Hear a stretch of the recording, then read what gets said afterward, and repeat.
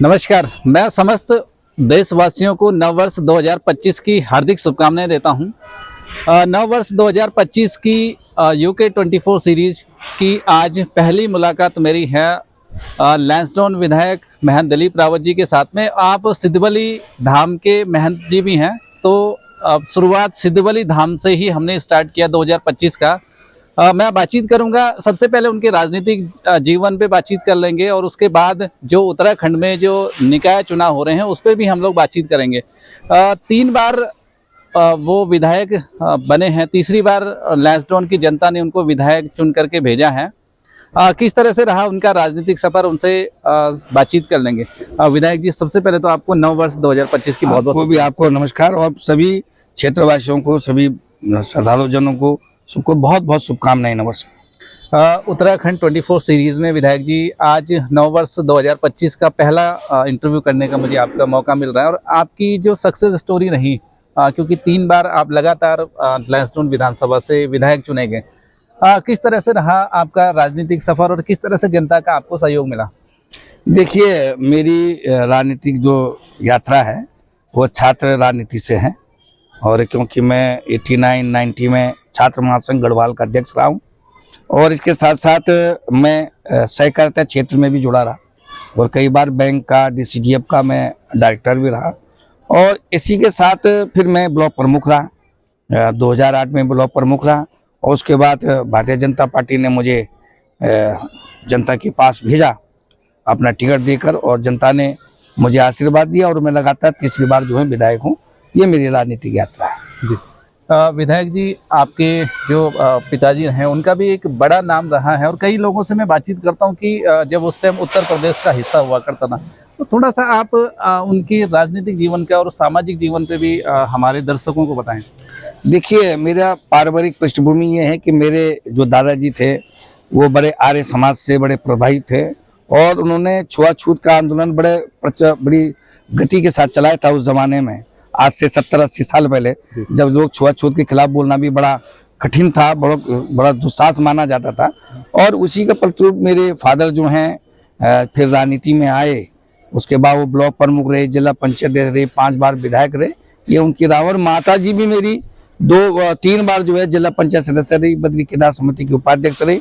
इस प्रकार हमारा जीवन जो है, पूरा परिवार जो है लगभग जनता की सेवा में रहा है और जनता ने हमें भरपूर प्यार दिया है। ये हमारा सौभाग्य है। विधायक जी, राजनीतिक कैरियर की आपने बताया, तीसरी बार आपको भी मौका मिला है, विधायक आप चुने गए लैंसडाउन से। राजनीति में कहीं ना कहीं जब आप होते हैं तो विरोध भी तमाम होते हैं, लेकिन आप कहीं ना कहीं विजयी होकर के आए तो आप एक विनर होते हैं। तो किस तरह से लोगों का विरोध भी रहता है और किस तरह से आपने उन सब चीज़ों को फेस करते हुए आप आगे बढ़े? देखिए, जहाँ तक मेरी अपने क्षेत्र की बात है, वहाँ की जनता मेरा विरोध नहीं करती। मुझे डांट सकती है, मेरे पे गुस्सा निकाल सकती है, लेकिन विरोध नहीं करती। अंततः वो फिर मुझे अपना प्रेम देते हैं, अपना आशीर्वाद देते हैं और मैं प्रयास करता हूँ कि उनकी नाराजगी दूर की जाए, किस प्रकार से उनकी सेवा की जाए, ये मेरा प्रयास रहता है और उसका का प्रतिफल है कि उन्होंने लगातार तीसरी बार जो है मुझे अपना सेवा करने के लिए मुझे चुना है। अब बात करेंगे विधायक जी, क्योंकि आपका राजनीतिक लंबा सफर आपका रहा है और राजनीति के ऊपर बात कर लेते हैं। कोटद्वार की अगर बात करें तो नगर निगम के चुनाव होने हैं कल। अब आगामी जो 23 जनवरी है उसमें चुनाव भी यहाँ पे होने हैं नगर निकाय को लेकर के, तो किस तरह से तैयारियां हैं? और भाजपा की अगर बात करें, क्योंकि आप भाजपा पार्टी से हैं, किस तरह से तैयारियां हैं? देखिए, जहाँ तक कोटद्वार है तो कोटद्वार मेरा राजनीतिक क्षेत्र रहा है और क्योंकि ये पहले अविभाजित लैंसडाउन विधानसभा का एक हिस्सा रहा है, इसलिए स्वाभाविक था कि इस क्षेत्र में भी, क्योंकि यहाँ मेरा अपना मूल घर भी है, तो स्वाभाविक है कि यहाँ लोगों में हमारा भी थोड़ा बहुत लोगों पे प्रभाव है और लोग थोड़ा हमारी बात मानते भी हैं। तो यहाँ की मैं पूरी की पूरी भौगोलिक परिस्थितियों को जानता हूँ, राजनीतिक परिस्थितियों को जानता हूँ।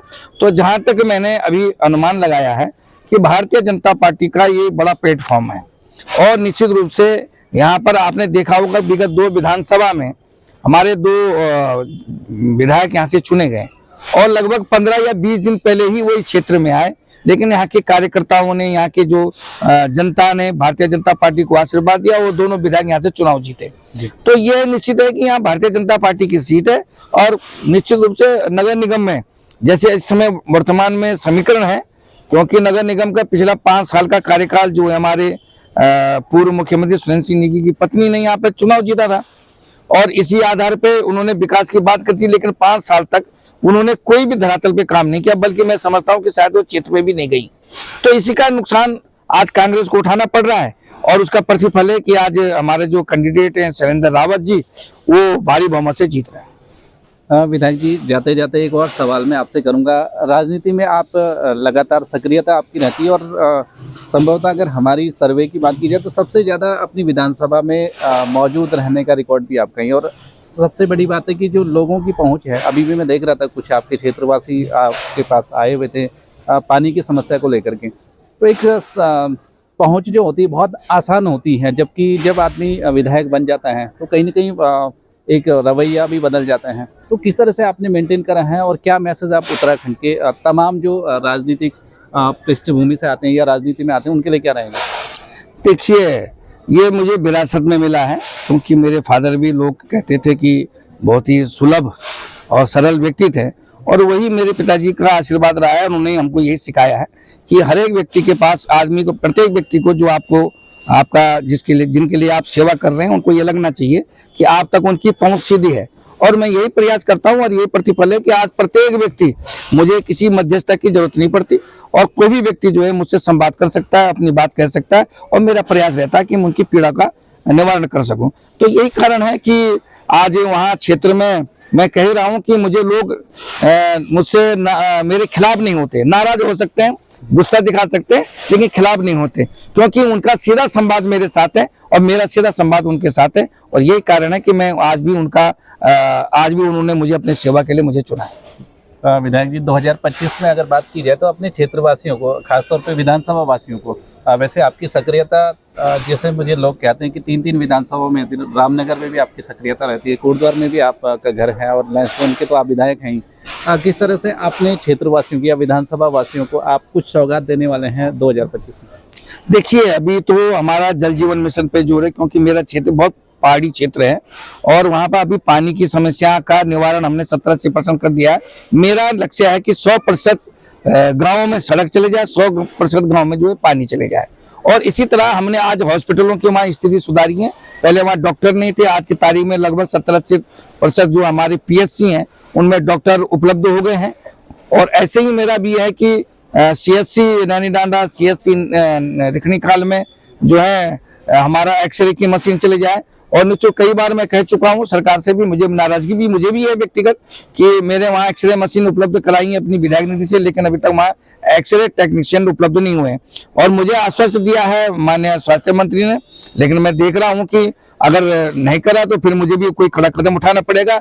निश्चित रूप से थोड़ा स्वास्थ्य विभाग में अभी हम अच्छा सा करना चाहता है, वैसा नहीं कर पाएंगे। ये मेरा संकल्प है कि मैं अगले अपने 2 साल जो हमारे बच्चे हैं इसमें मैं स्वास्थ्य विभाग को भी, स्वास्थ्य की सुविधाओं को भी ठीक कर सकूँ।